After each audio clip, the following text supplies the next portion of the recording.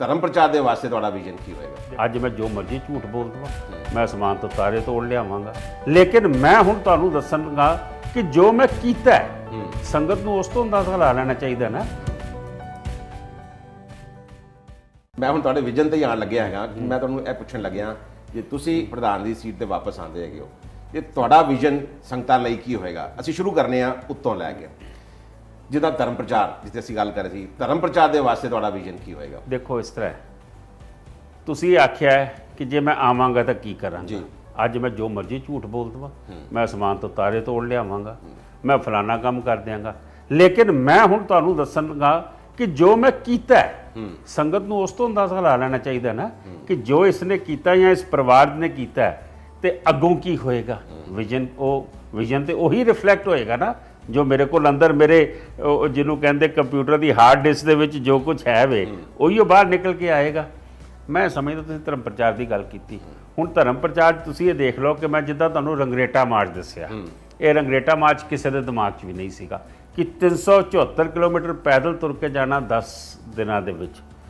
ਜੇ ਅਸੀਂ ਗੁਰਦੁਆਰਾ ਕਮੇਟੀ 'ਚ ਆਉਣ ਤੋਂ ਪਹਿਲੇ ਅਸੀਂ ਕਿੰਨੇ ਕੈਂਪ ਲਗਾਏ, ਕਿਤੇ ਪੌਂਟਾ ਸਾਹਿਬ, ਕਿਤੇ ਜੰਮੂ ਕਸ਼ਮੀਰ, ਕਿਤੇ ਦਿੱਲੀ ਦੇ ਵਿੱਚ ਅਸੀਂ ਧਾਰਮਿਕ ਕੈਂਪ ਲਗਾਏ, ਬੱਚਿਆਂ ਨੂੰ ਲਿਜਾ ਕੇ ਉੱਥੇ ਉਹਨਾਂ ਨੂੰ ਗੁਰੂ ਸ਼ਬਦ ਨਾਲ ਜੋੜਨਾ, ਗੁਰੂ ਇਤਿਹਾਸ ਨਾਲ ਜੋੜਨਾ।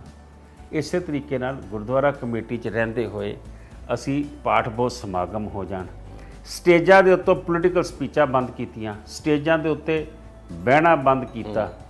ਇਹ ਪਹਿਲੇ ਕਦੀ ਨਹੀਂ ਹੁੰਦਾ ਸੀ। ਨਗਰ ਕੀਰਤਨਾਂ ਦੇ ਵਿੱਚ ਡਿਸਪਲਿਨ ਲੈ ਕੇ ਆਏ ਕਿ ਮਹਾਰਾਜ ਦੀ ਸਵਾਰੀ ਪਿੱਛੇ ਚੱਲਦੀ ਸੀ, ਅਸੀਂ ਉਸ ਨੂੰ ਅੱਗੇ ਲੈ ਕੇ ਆਏ। ਅਸੀਂ ਪਿੱਛੋਂ ਗੰਦ ਹੁਣ ਦੇਖੋ ਕਈ ਚੀਜ਼ਾਂ ਬੜੀਆਂ ਨਵੀਆਂ ਕੀਤੀਆਂ। Times of India, Hindustan Times ਨੇ ਅੱਧੇ ਪੇਜ ਦੀ ਖਬਰ ਲਾਈ। ਹੁੰਦਾ ਕੀ ਸੀ, ਜਦੋਂ ਇਹ ਹੁਣ 2 ਤਰੀਕ ਨੂੰ 8ਵੇਂ ਪਾਤਸ਼ਾਹ ਦਾ ਪ੍ਰਕਾਸ਼ ਪੁਰਬ ਹੈ ਜੀ, ਬੰਗਲਾ ਸਾਹਿਬ ਦੇ ਆਲੇ ਦੁਆਲੇ ਸਾਰਾ ਗੰਦ ਹੁੰਦਾ ਸੀਗਾ। ਇਸੇ ਤਰੀਕੇ ਨਾਲ ਮਤਲਬ ਜੋ ਅਸੀਂ ਸਟਾਲ ਲਾਉਂਦੇ ਸੀਗੇ ਸਾਰਾ ਉੱਥੇ ਸੁੱਟ ਜਾਂਦੇ ਸੀਗੇ। ਨਗਰ ਕੀਰਤਨ ਨਿਕਲ ਕੇ ਜਾਂਦਾ ਸੀ, ਚਾਂਦਨੀ ਚੌਂਕ ਪਿੱਛੋਂ ਕਾਰਪੋਰੇਸ਼ਨ ਦੇ ਟਰੱਕਾਂ ਦੇ ਟਰੱਕ ਸਮਾਨ ਕੂੜਾ ਚੁੱਕਦੇ ਸੀ।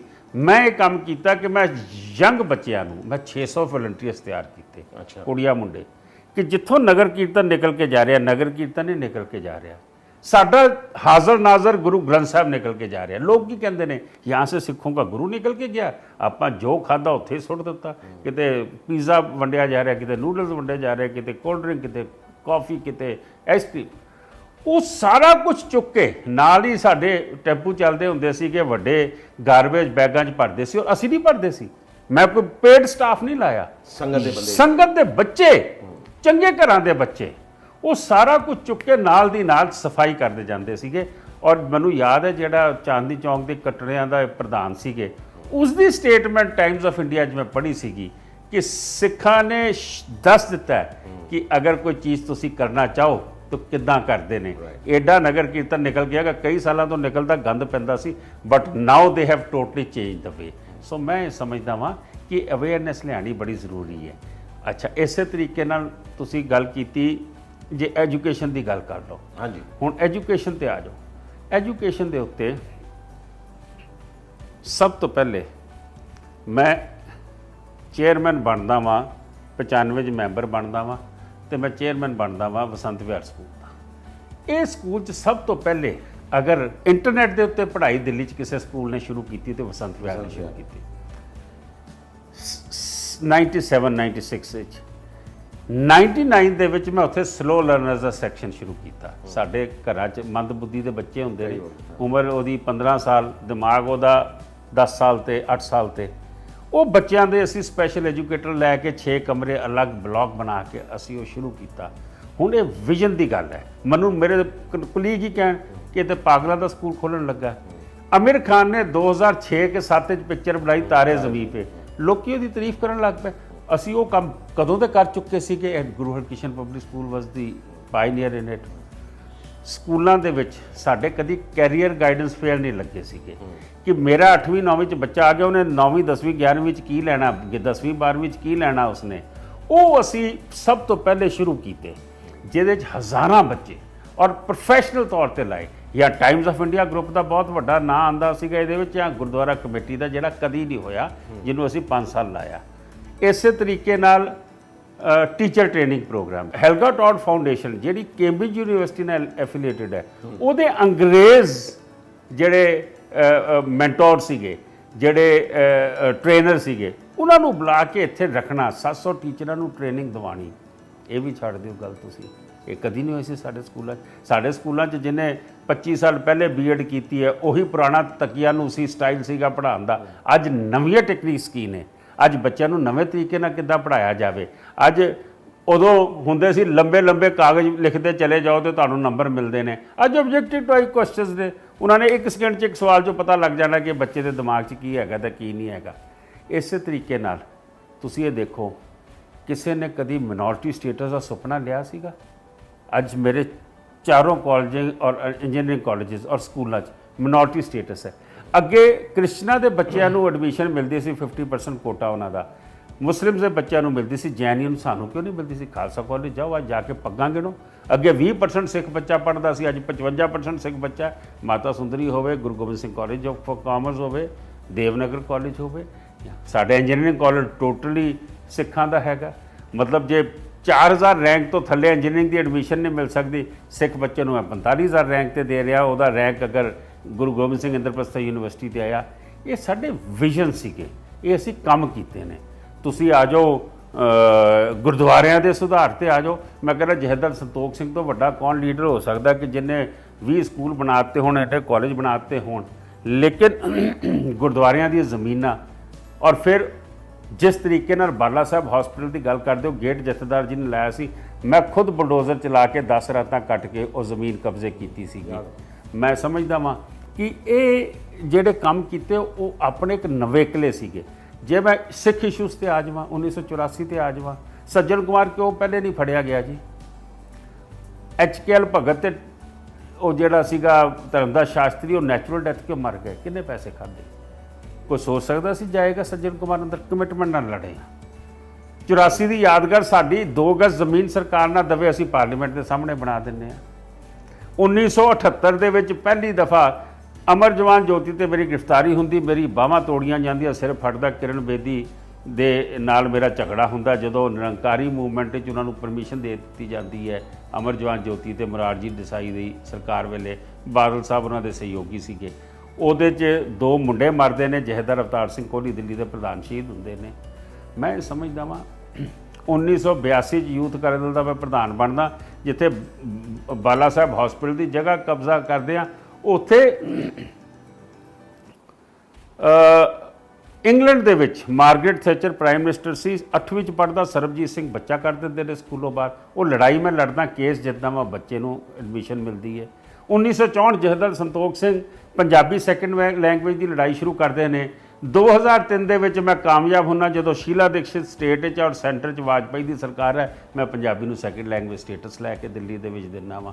ਮੈਂ ਸਮਝਦਾ ਕਿ ਕਿਤੇ ਸਾਡੇ ਤੇ NSA ਲੱਗਦਾ ਪਿਆ, ਕਿਤੇ ਮੇਰੇ ਤੇ bomb case, transistor bomb case ਪਾਏ ਜਾ ਰਹੇ ਨੇ, ਕਿਤੇ ਸਾਡੇ ਉੱਤੇ ਕਿੱਡਾ ਮੇਰੇ ਤੇ ਹਮਲੇ ਕਿੱਡੇ ਹੋਏ ਨੇ। ਮੈਂ ਇਹ ਸਮਝਦਾ ਵਾਂ ਕਿ ਇਹ ਸਾਰੀਆਂ ਚੀਜ਼ਾਂ ਨੂੰ ਦੇਖਦੇ ਹੋਏ ਕੌਮ ਲਈ ਲੜੇ ਆ, ਔਰ ਸੈਟੀਸਫੈਕਸ਼ਨ ਹੈ ਕਿ ਜਿਹੜੇ ਚੀਜ਼ ਨੂੰ ਹੱਥ ਪਾਇਆ ਉਹ ਕੰਮ ਕਰਕੇ ਵਿਖਾਏ ਨੇ। ਉਹ ਭਾਵੇਂ ਐਜੂਕੇਸ਼ਨ ਹੋਵੇ, ਭਾਵੇਂ ਉਹ ਧਰਮ ਪ੍ਰਚਾਰ ਦਾ ਹੋਵੇ, ਭਾਵੇਂ ਸਿੱਖੀ ਮਸਲੇ। ਤੁਸੀਂ ਮੈਨੂੰ ਤਾਂ ਹੁਣ ਤੁਸੀਂ ਵਿਜ਼ਨ ਪੁੱਛਿਆ ਤੇ ਮੈਂ ਜੋ ਕੰਮ ਕੀਤੇ ਨੇ ਮੈਨੂੰ ਗੱਲਾਂ ਯਾਦ। ਤੁਸੀਂ ਇਹ ਦੱਸੋ ਕਿ ਕੁੱਕੀ ਗਿੱਲ ਦੀ ਫਾਂਸੀ ਕਿੱਦਾਂ ਰੁਕਦੀ ਹੈ ਲਲਿਤ ਮਾਖਨ ਦੇ ਕੇਸ ਦੇ ਵਿੱਚ? ਤੁਸੀਂ ਇਹ ਦੱਸੋ ਪ੍ਰੋਫੈਸਰ ਭੁੱਲਰ ਕਿੱਦਾਂ ਬਰੀ ਹੁੰਦੇ ਨੇ, ਵਰਿਆਮ ਸਿੰਘ ਹੋਰੀ ਕਿੱਦਾਂ ਬਰੀ ਹੁੰਦੇ ਨੇ? ਤੁਸੀਂ ਪੌਂਟਾ ਸਾਹਿਬ ਦੇ ਸਰ ਸਤਨਾਮ ਸਿੰਘ ਜਿਹੜੇ 17.5 ਸਾਲ ਬਾਹਰ ਕੈਦ ਭੁਗਤ ਕੇ ਆਉਂਦੇ ਨੇ ਹਾਈਜੈਕਿੰਗ ਦੀ, ਉਹਨਾਂ ਨੂੰ ਫਿਰ ਅਰੈਸਟ ਕਰ ਲੈਂਦੇ ਨੇ। ਉਹ ਲੜਾਈ ਕੌਣ ਲੜਦਾ? ਮੈਂ ਸਮਝਦਾ ਵਾਂ ਕਿ ਮਲਟੀ ਡਿਮੈਂਸ਼ਨਲ ਅਸੀਂ ਕੰਮ ਕੀਤਾ। ਫਿਰ ਮਿਨੋਰਟੀ ਸਟੇਟਸ, ਜਿਸ ਦਿਨ ਮੈਂ ਚਾਰਜ ਲੈਣਾ ਵਾਂ ਉਸ ਦਿਨ 35 ਲੱਖ ਰੁਪਏ ਸਾਲ ਦਾ ਮਿਨੋਰਟੀ ਫੀ ਲਈ ਜਾਂਦੀ ਸੀ। ਜਿਸ ਦਿਨ ਮੈਂ ਛੱਡ ਕੇ ਆਉਣਾ ਵਾਂ ਉਸ ਦਿਨ 62 ਕਰੋੜ ਰੁਪਇਆ ਮੈਂ ਮਿਨੋਰਟੀਜ਼ ਦੀ ਫੀ ਆਪਣੇ ਸਿੱਖ ਬੱਚਿਆਂ ਨੂੰ ਲੈ ਕੇ ਦਿੰਦਾ ਵਾਂ। ਇਹ ਮੈਂ ਫੀਸ ਦੀ ਗੱਲ ਕਰ ਰਿਹਾ ਵਾਂ। 1984 ਦੀ ਵਿਡੋਜ਼ ਦੀ ਪੈਨਸ਼ਨ ਕਿੰਨੇ ਲਗਾਈ ਹੈ, ਉਹਨਾਂ ਦੇ ਵਿਆਹ ਸ਼ਾਦੀਆਂ, ਬੱਚਿਆਂ ਦੀ ਐਜੂਕੇਸ਼ਨ ਕਿੰਨੇ ਕੀਤੀ ਹੈ। ਇੱਕ ਬਹੁਤ ਲੰਬੀ ਲਿਸਟ ਹੈ ਕੰਮਾਂ ਦੀ। ਹਲੇ ਵੀ ਮੈਨੂੰ ਅੱਧੇ ਕੰਮ ਭੁੱਲ ਗਏ ਹੋਣਗੇ ਜਿਹੜੇ ਅਸੀਂ ਕੀਤੇ ਹੋਣਗੇ, ਔਰ ਮੈਂ ਨਹੀਂ ਕੀਤੇ, ਇਹ ਗੁਰੂ ਨੇ ਲਏ ਨੇ। ਮੇਰੇ ਪਿਤਾ ਜਥੇਦਾਰ ਸੰਤੋਖ ਸਿੰਘ ਇੱਕੋ ਗੱਲ ਕਹਿੰਦੇ ਸੀ, ਉਹ ਮੈਂ ਆਪਣੇ ਦਿਲ ਦੇ ਕੋਲ ਰੱਖਦਾ ਵਾਂ। ਕਿ ਦਿੱਲੀ 'ਚ ਹਜ਼ਾਰਾਂ ਸੰਤੋਖ ਸਿੰਘ ਸੀ। ਮੈਨੂੰ ਕਹਿੰਦੇ ਇੱਕ ਦਿਨ, ਮੈਨੂੰ ਬਿੱਟੂ ਘਰ ਦਾ ਨਾਂ ਸੀ, ਬਿੱਟੂ ਹਜ਼ਾਰਾਂ ਸੰਤੋਖ ਸਿੰਘ ਨੇ, ਲੇਕਿਨ ਗੁਰੂ ਤੇਗ ਬਹਾਦਰ ਪਾਤਸ਼ਾਹ ਨੇ ਮੈਨੂੰ ਕਲਗੀ ਲਾਣੀ ਸੀ, ਮੇਰੇ ਹੱਥੋਂ ਕੰਮ ਲੈ ਲਿਆ, ਕਤਵਾਲੀ ਲੈ ਲਈ, ਬੰਗਲਾ ਸਾਹਿਬ ਦੀ ਸੜਕ ਬੰਦ ਕਰਾਤੀ, ਸਰੋਵਰ ਦੀ ਥਾਂ ਲੰਗਰ ਦੀ ਥਾਂ ਬੰਗਲਾ ਸਾਹਿਬ ਦੀ, ਮੋਤੀ ਬਾਗ ਸਾਹਿਬ, ਮਾਤਾ ਸੁੰਦਰੀ, ਨਾਨਕ ਪਿਓ, ਦਮਦਮਾ ਸਾਹਿਬ, ਨਾਮ ਲੈਂਦੇ ਚਲੇ ਜਾਓ। 17 ਸਕੂਲਾਂ ਦੀ ਜ਼ਮੀਨਾਂ ਲੈ ਲਈਆਂ। ਇਹ ਛੱਡ ਦਿਓ, ਜੇ ਇਤਿਹਾਸ ਵੱਲ ਆ ਜਾਓ, ਕਿਹਨੂੰ ਇਤਿਹਾਸ ਪਤਾ ਸੀਗਾ ਕਿ ਲਾਲ ਕਿਲੇ ਦੇ ਉੱਤੇ ਸਿੱਖਾਂ ਨੇ ਕੇਸਰੀ ਨਿਸ਼ਾਨ ਚਲਾਇਆ ਸੀ 1783 'ਚ। ਬਾਬਾ ਬਗੇਲ ਸਿੰਘ, ਜੱਸਾ ਸਿੰਘ ਆਹਲੂਵਾਲੀਆ, ਜੱਸਾ ਸਿੰਘ ਰਾਮਗੜੀਆ, ਬਾਬਾ ਬੰਦਾ ਸਿੰਘ ਬਹਾਦਰ ਦੇ ਇਤਿਹਾਸ ਨੂੰ ਕੌਣ ਜਾਣਦੇ ਸੀਗੇ? ਪ੍ਰਧਾਨ ਮੰਤਰੀ ਆ ਕੇ ਛੋਲੇ ਗਾ ਕੇ ਜਾਂਦਾ ਕੁਤਬ ਮੀਨਾਰ ਤੇ, ਅਸੀਂ ਉਹਨਾਂ ਦਾ ਦਿਨ ਮਨਾਉਂਦੇ ਹਾਂ ਸ਼ਹਾਦਤ ਦਾ। ਮੈਂ ਸਮਝਦਾ ਕਿ ਗੁਰੂ ਨੇ ਬਹੁਤ ਸੇਵਾ ਲਈ, ਔਰ ਇਹੀ ਜਿਹੜੇ ਕੰਮ ਕੀਤੇ ਨੇ, ਇਹੀ ਵਿਜ਼ਨ ਨੇ ਕਿ ਅਸੀਂ ਅੱਗੇ ਚੱਲਣਾ ਕਿਵੇਂ ਹੈ। ਅਸੀਂ ਆਉਣ ਵਾਲੀ ਪਨੀਰ ਨੂੰ, ਹਾਂ ਅਗਲੀ ਗੱਲ ਇੱਕ ਵਿਜ਼ਨ ਹੋਰ ਹੈ। ਤੁਸੀਂ ਮੈਨੂੰ ਇੰਟਰਵਿਊ ਸ਼ੁਰੂ ਹੋਣ ਤੋਂ ਪਹਿਲੇ ਗੱਲ ਕੀਤੀ ਸੀ ਕਿ ਅਸੀਂ ਸਿਰਫ ਗੋਲਕ ਤੇ ਡਿਪੈਂਡੈਂਟ ਰਹਿ ਜਾਾਂਗੇ, ਗੁਰੂ ਦੀ ਗੋਲਕ ਤੇ ਡਿਪੈਂਡੈਂਟ ਰਵਾਂਗੇ ਹੌਲੀ ਹੌਲੀ ਆਪਣਾ, ਕਿਉਂਕਿ ਸਾਡੇ ਨਾ ਖਰਚੇ ਵੱਧ ਗਏ ਨੇ, ਐਕਸਪੈਕਟੇਸ਼ਨ ਵੱਧ ਗਈ ਹੈ। ਅੱਜ ਆਪਣੇ ਗਰੀਬ ਬੰਦੇ ਜਿਹੜੇ ਥੱਲੇ ਰਹਿ ਗਏ ਨੇ, ਉਹਨਾਂ ਨੂੰ ਅਸੀਂ ਕਿਵੇਂ ਚੁੱਕਣਾ? ਮੈਂ ਸਮਝਦਾ ਕਿ ਮੇਰੇ ਕੋਲ ਐਸਾ ਵਿਜ਼ਨ ਹੈਗਾ ਕਿ ਮੈਂ ਇਹਨਾਂ ਨੂੰ ਐਂਟਰਪ੍ਰੈਨਿਓਰਸ਼ਿਪ ਦਿਆਂਗਾ, ਮੈਂ ਇਹਨਾਂ ਨੂੰ ਸੈਲਫ ਰਿਲਾਇੰਸ ਦਿਆਂਗਾ। ਮੈਂ ਗੁਰੂ ਘਰ ਦੇ ਵਿੱਚ, ਹੁਣ ਇੱਥੇ ਤੁਹਾਡਾ ਕਾਰਪੋਰੇਟ ਸੈਕਟਰ ਆ ਜਾਂਦਾ ਜੀ, ਇੱਥੇ ਤੁਹਾਡਾ ਕਾਰਪੋਰੇਟ ਸੈਕਟਰ ਜਿਹੜਾ ਹੈਗਾ ਉਹ ਮੈਂ ਉਹਨਾਂ ਕੁ ਯੂਜ਼ ਕਰਾਂਗਾ ਕਿ ਜਿਹੜਾ ਉਹਦਾ ਪ੍ਰੋਫਿਟ ਆਏਗਾ ਉਸ ਨੂੰ ਕੋਈ ਘਰ ਨਾ ਲਿਜਾ ਸਕੇ। ਉਹ ਮੇਰਾ ਅੱਜ ਸਿਕਲੀ ਕਰ ਵੀਰ ਹੋਵੇ, ਜਾਂ ਮੇਰਾ ਕੋਈ ਬਿਲੋ ਪਾਵਰਟੀ ਲਾਈਨ ਵੀਰ ਹੋਵੇ, ਜਾਂ ਉਹਨਾਂ ਦੇ ਇਲਾਜ ਵਾਸਤੇ ਮੈਨੂੰ ਕਿਤੇ ਪੈਸੇ ਦੇਣੇ ਹੋਣਗੇ, ਮੈਂ ਉਹਨਾਂ ਦੀ ਐਜੂਕੇਸ਼ਨ ਵਾਸਤੇ ਪੈਸੇ ਦਿਆਂਗਾ। ਮੈਂ ਸਕੂਲ ਆਫ ਐਕਸੀਲੈਂਸ ਬਣਾਵਾਂਗਾ ਕਿ ਜਿੱਥੇ IAS IPS IRS ਸਾਡੇ ਬੱਚੇ ਕਿਉਂ ਨਾ ਪੜ੍ਹਨ। ਜੇ ਬਿਹਾਰ ਦੇ 30 ਬੱਚੇ ਇੱਕੋ ਬੰਦਾ ਪੜ੍ਹਾ ਕੇ ਹਰ ਸਾਲ IAS ਬਣਾ ਦਿੰਦਾ। ਮੈਂ ਸਮਝਦਾ ਇਹ ਕੁਝ ਵਿਜ਼ਨ ਨੇ ਜਿਹੜੇ ਮੈਂ ਕਰਨਾ ਚਾਹਾਂਗਾ।